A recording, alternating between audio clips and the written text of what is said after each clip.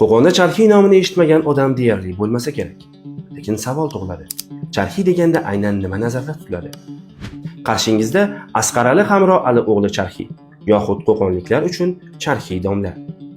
Men Qo'qon shahrida tug'ilib, yoshlikdan adabiyotga qiziqqanligim tufayli ustoz Mavlono Muqimiy, Furqat, Zavqiy, Mirzo-i Qo'qondiy ijodlariga ergashib she'rlar yozib kelmoqdaman.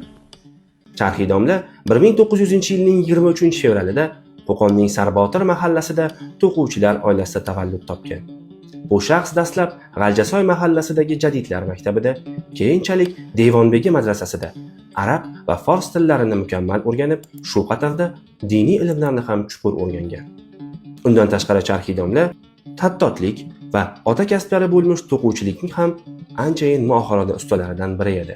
U shaxs bu sohalarda ham ko'plab shoh asarlarni yaratgan.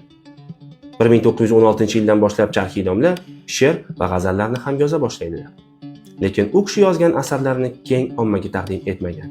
U kishi yozgan asarlar birinchilardan bo'lib 1938-39-yillarda Yangi Farg'ona gazetasi va Mushtum jurnalida ilk bora omma yuzini ko'rdi. U kishi yozgan she'rlar ko'plab xalq hofizlari tomonidan qo'shiq qilib ham bastalangan. 1950-yillarda Charxiy domla Sohibzoda Hazrat madrasasidagi Muqimiy hujra muzeyi ochilishida ham anchayin jonbozlik ko'rsatgan va xuddi o'sha yerda ko'p yillar davomida ilmiy xodim sifatida faoliyat olib borgan. 1975-yil Charxiy domlaga O'zbekiston xalq shoiri unvoni berildi.